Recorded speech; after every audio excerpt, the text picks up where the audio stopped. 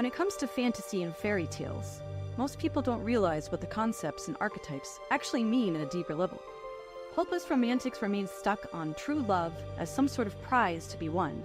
But many feel that happily ever after is an unattainable ending, just as peace on earth and love is all you need are concepts that fit into a hopium-spiked wishful thinking magic potion.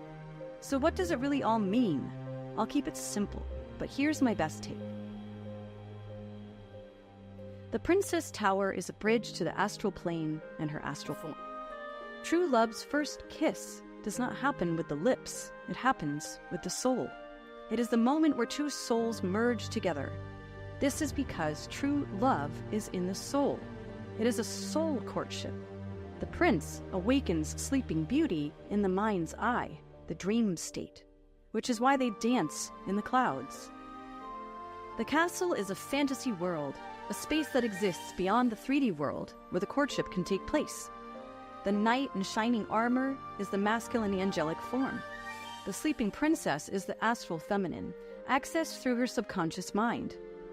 Kissing the sleeping princess is only possible through a portal to her soul, true love's first kiss. Wait a minute. There's a missing scene here. Oh, right. That would be illegal. The sword cutting through the thorns and the taming of the dragon represent transmutation of the male ego, essence, and form, a journey to discovering the true nature of the purified male soul. The sleeping princess is seen in her true form because she is asleep. The physical body is but only a shell. Beneath her exterior is where we discover the true inner beauty of the goddess, the angel within. This is the only way she can be truly awakened, as the part of her soul that exists beyond the 3D is asleep and needs to be ignited. The prince and princess are astral forms, fantasy characters, true divine archetypes. You might even argue that they are archangels.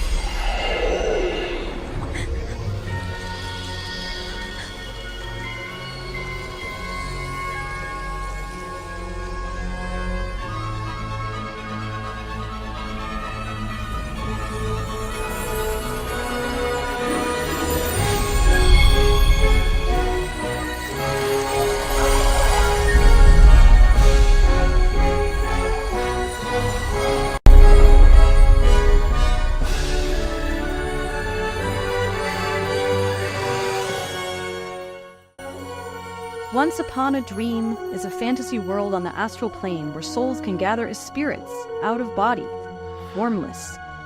This could be why humans fantasize about flying. A woman must awaken the masculine within herself, her strength and power, and a man must awaken the feminine that is asleep within him. Softness, gentleness, compassion. The prince and princess can help awaken these things within each other. It is a journey of healing. Falling in love is a 3D concept. The fall, the poison apple, the flesh. Being in love is rising up into love. It is where, I imagine, the concept of twin flames originates from. It is a cosmic fire, beyond physicality, a flame born in the wind. They lived happily ever after is a space that exists beyond space and time, beyond the constraints of the 3D world, the Matrix. Happily ever after is certainly not being happy for all eternity. My theory is that it represents a soul bond that crosses into multiple lifetimes and is multidimensional in nature. This would be a phenomenon of old souls returning to each other again and again, an ongoing process of bonding and healing at the soul level. Some say these souls are one soul split in two. When they find each other again and merge, it is literally two sides entering unification. Remember the Twin Towers and the rebuilding of Freedom Tower, One World Trade Center. It could be that all souls share the same fire at the core, and we are all connected at a soul level, hence the collective consciousness, the Akashic Records. It may be that all souls eventually rise up and out of traditional marriage, the Trinity, which is a 3D concept, the key being in time to lose attachment to 3D form and blind indulgence in the flesh. But it is a long process to detach from a long history of 3D relationship programming. This doesn't mean that the concept of marriage and 3D consummation ends, or that humans stop producing children in the 3D world. It could mean that there will be an inevitable process of letting go of some old paradigms, moving from traditional 3D courtship to the bonding process beginning at the spiritual, soul level. It is then anchored down into the flesh. This form of astral courtship, bonding, and healing may be what eventually sets the soul free from the prison of the denseness of this reality. In this way, happily ever after is a space that exists beyond form. It comes after detachment from the 3D body. Even if this type of love is anchored into the flesh, the foundation is established on the higher plane and is crystallized into the lower plane. In a sense, the 3D and 4D layers of reality overlap and can then merge, a microcosm example of the inevitable macro 3D 4D worlds eventually becoming one in the future. The two towers could also reflect the duality of light and dark that is within us. If we do shadow work and bring the darkness that is within us into the light, we would experience our own unification. This could be what the collapse of the Twin Towers and rebuilding the runes into a mighty single tower means, symbolically. One world tower. Freedom.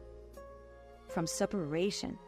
From being fragmented souls and feeling separate from the collective. The end goal being soul unification for humanity.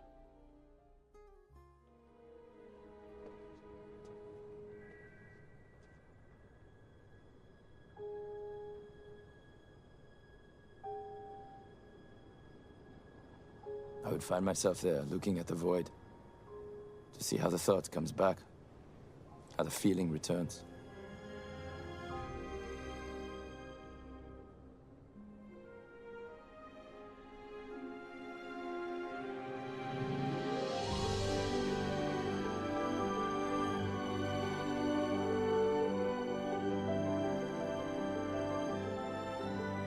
Because it was a beautiful day. And you know, this pass I was given, well, these passes, they have a date on them. A date when they expire, but on my pass, Mr. Tozzoli, he crossed out the date. And he wrote on it, forever.